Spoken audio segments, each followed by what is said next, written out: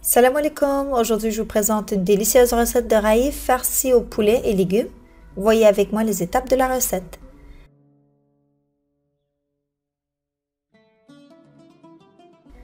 Bismillah, pour la pâte, versez la semoule de blé fine, la farine et le sel dans la cuve du robot.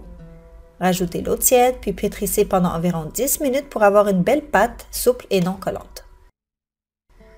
Remarque que vous pouvez faire cette recette à la main aussi, mais le temps de pétrissage pourrait être légèrement plus long.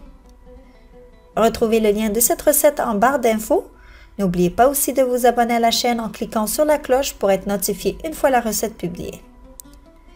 Huilez vos mains ainsi que la pâte pour former des petites boules. J'ai réalisé 15 boules la taille d'une clémentine, mais remarque que vous pouvez les faire plus grosses.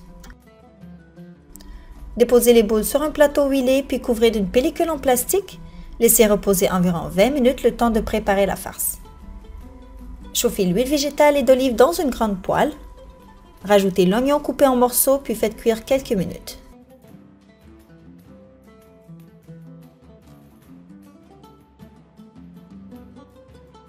Rajoutez le poivron coupé en petits morceaux puis continuez la cuisson environ 10 minutes afin de les ramollir.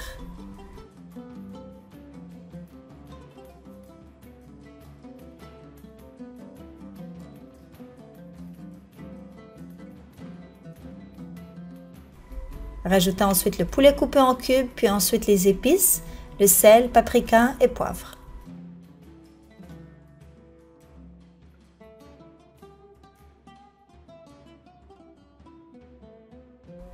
Ensuite, versez un peu d'eau pour faciliter la cuisson, puis éviter que les légumes ne collent à la poêle.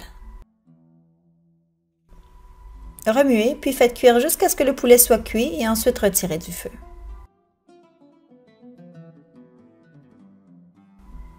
Huilez vos mains et l'espace de travail, puis étalez chaque boule en un cercle pas trop grand pour éviter qu'il se déchire.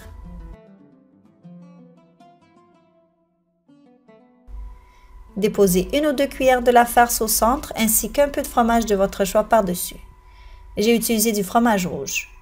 Ensuite, repliez la pâte par-dessus afin de former un carré.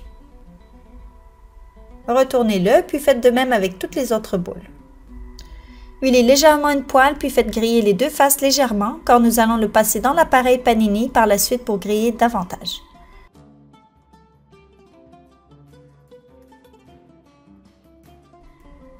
Et voilà, ces bouchées sont parfaites comme entrée ou même pour le repas de midi des enfants.